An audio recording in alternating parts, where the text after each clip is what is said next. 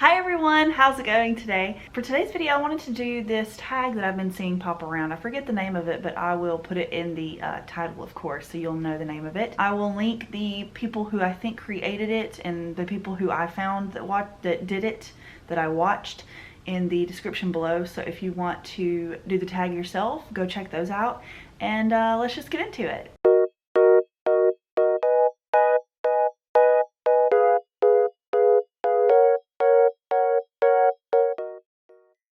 Number one, introduce yourself.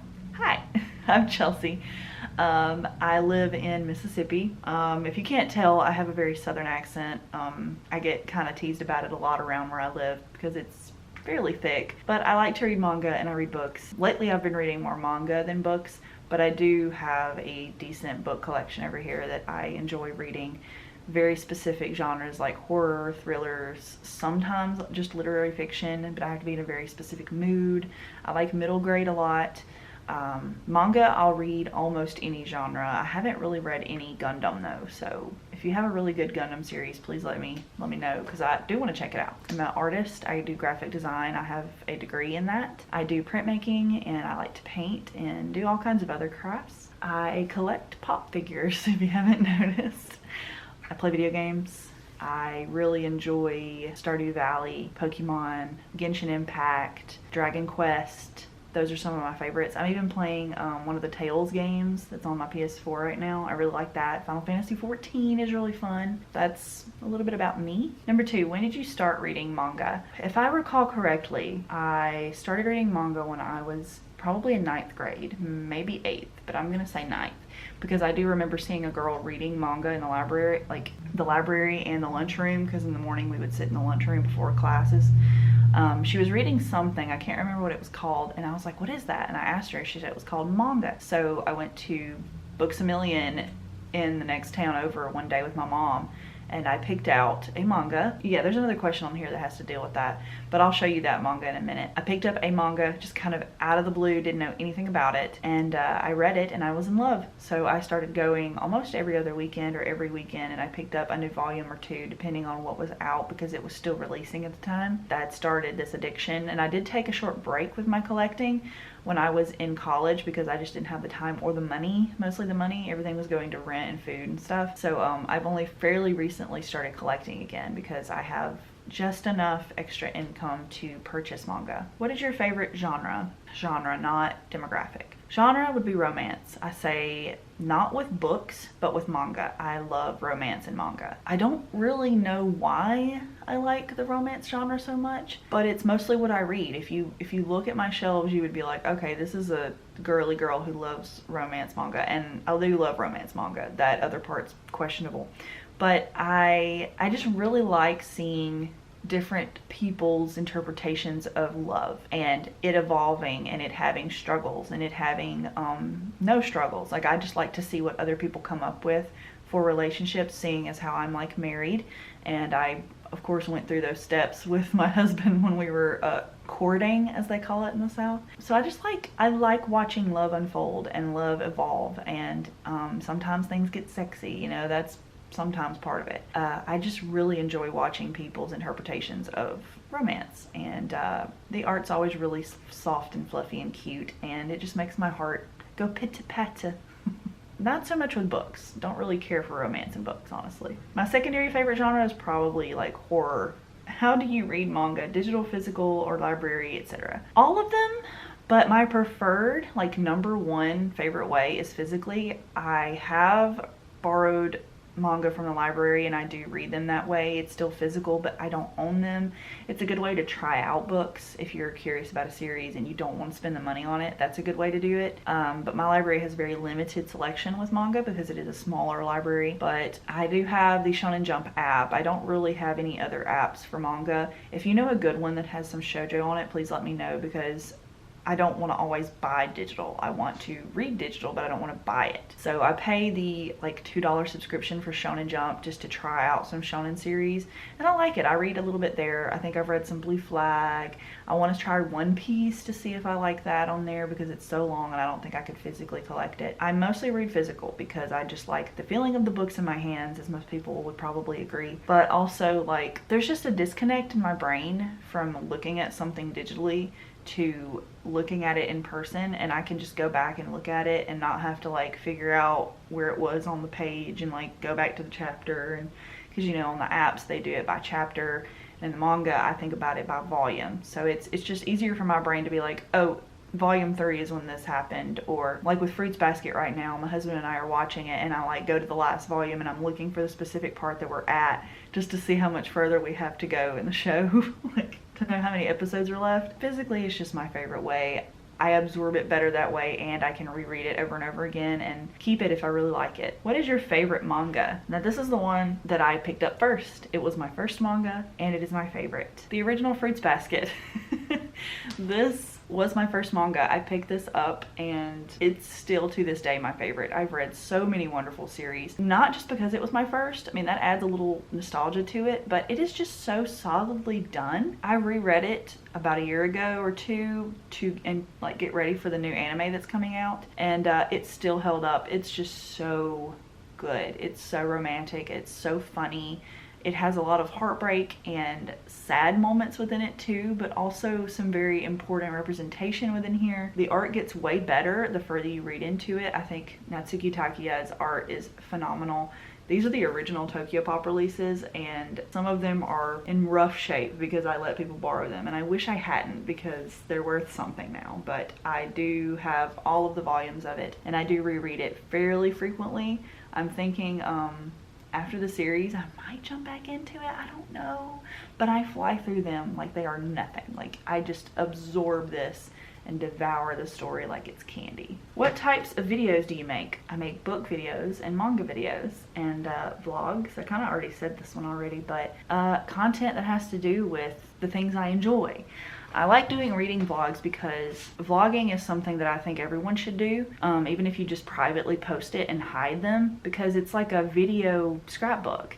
And there are so many people in my life that I know that when they passed away, there was nothing left of them. Like, there were no photos, they didn't let people take their picture, there were no videos or anything. So I don't want that to be the case. Like, if I passed away, I would want people to be able to watch content of me if they needed that to help them, you know, get over it and move on and be happy and just remember me, you know, because they say one of the first things to go is someone's voice whenever they pass away. And I know this is getting a little sad, but I don't want that to happen to me or my family or friends, so I try to record when they agree to it, parts of my life, so that I can go back and watch them later. And also, one of my biggest fears is losing my memory, so this also kind of just helps me negate that random fear. So if I ever get like dementia or Alzheimer's, or I just have an accident and have some, whenever I have that, or if I ever have that, I can go back and watch these videos and see what kind of person I was, because I try not to be fake or anything. I try to be pretty authentic here, and I can see all the fun that I've had with my husband and everything. I know it's really weird and paranoid to do that, but I just enjoy seeing my life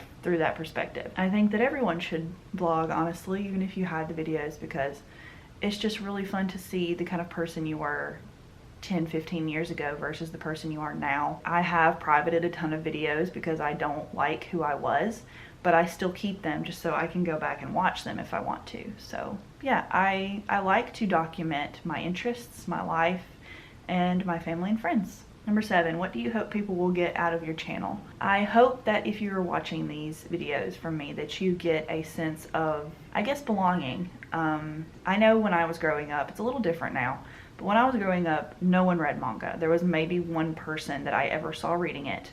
There weren't a lot of people reading books in my school. It was kind of like, you don't really read unless you have to. And so I kind of snuck around and read, and I didn't have money for books much, so I had to like save money to buy what I did get. So I want people to feel like they're not alone. If they come here, they can talk about the nerdy books they read or the dirty books they read or whatever they want. I don't want any gatekeeping here. I do like to pick on things. Like, I like to pick on people and mess with things, but I also am not very serious about those kind of things. I like people to be accepting of all folks, as long as it's not like illegal or whatever, you know what I mean. I don't judge people by what they read unless it is dangerous. That's very, very limited. I don't care what other people read. I might judge them a little bit based off of my interests, but I really don't judge them that hard. I want people to accept each other and their interests, and just because you think something is trash doesn't mean someone else doesn't love it, or because you love something and someone hates it doesn't mean that your opinions are trash.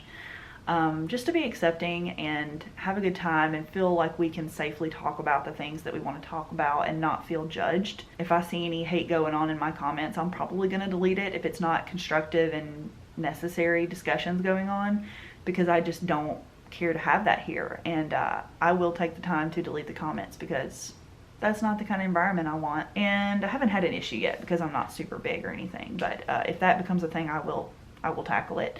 I want this to be a place where people can just have fun and talk about books, you know. Number 8, what other hobbies do you have outside of manga? I've already talked about this. I kind of should have read this ahead of time. I do art. I do a lot of artsy things. I like to travel when I can. I kind of have to save up for a long time to do those, but I like doing anime conventions. I used to sell at anime conventions in the Artist Alley, but it started getting so competitive because everyone's starting to do it that I wasn't getting as accepted into them. That used to be what this channel was about, was me doing anime conventions and stuff. So I moved that over to my art channel. If you want to see that, I'll put it in the description. It got really competitive and I didn't have the time to compete for that because of my jobs and my schooling. So I just kind of started selling online and doing Etsy and eBay and Storenvy and Redbubble and all of the different platforms that you can do to sell your art. And I enjoy that a lot. I think there's something about me being at home, comfortable in my own house, packaging and writing up orders and just sending everyone like a care package of something that they've ordered with maybe some extra little freebies that I throw in.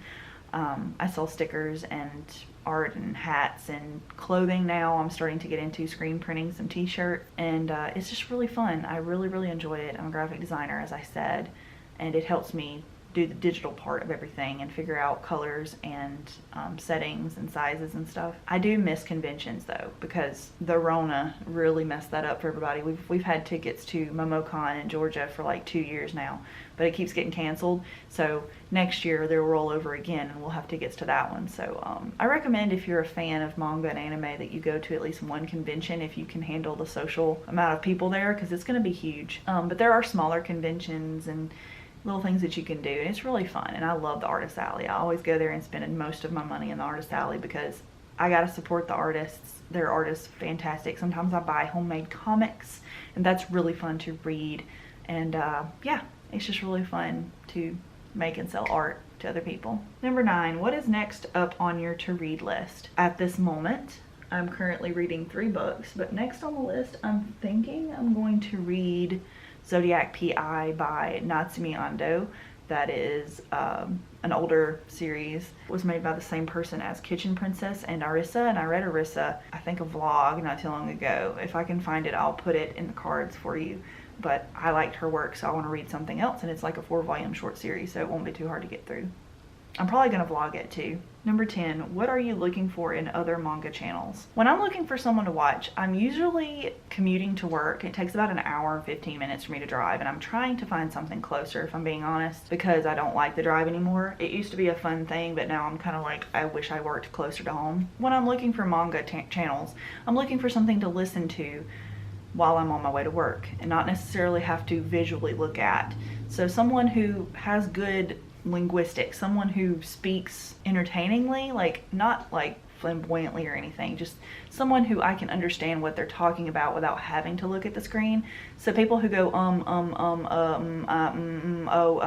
but I struggle listening to that. It's fine if you do that. I still subscribe to people who talk that way, but personally, and I even do it too, I'm not gonna sit here and lie and go, I never go or but it helps me to not be confused or to stay engaged when I can hear them speaking about a manga very clearly, or a book or something, and I understand what they're saying without having to look at the screen, because occasionally I will glance over, but to be safe, I don't stare at the screen the whole time. I like watching people who talk about manga that I like to read and manga that I don't like to read. I like a good variety of readers out there. But if someone does read mostly a genre that I don't like, I'm probably not going to subscribe to them just because I'm never going to pick up that genre.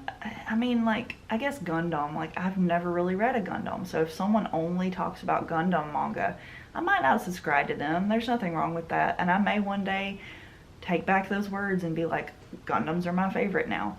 But right now I mostly subscribe to like shoujo channels or josei or seinen or shonen channels, like different age groups, all different types of people. Like, it's all over the spectrum, and I love that. I love that I have so many different ages and people from all over the world. I have a lot of people from the UK that I watch and a lot of people from the South. It's really interesting. There's a couple people from Mississippi that I've just happened to stumble upon on YouTube, and I love watching their content too. So pretty much anything, I think. I'm open to most, as long as I can be engaged with what they're saying. Number 11 is tag people. I don't really want to tag anybody other than, like, if you're watching this and you want to do this, you can. No pressure, but if you just feel the urge, feel free to film this and let me know. I would love to hear what you have to say to these prompts, and yeah, I hope you enjoyed watching. If you did, please like and subscribe. I hope you have a fantastic day. Stay safe, and I'll see you in my next video.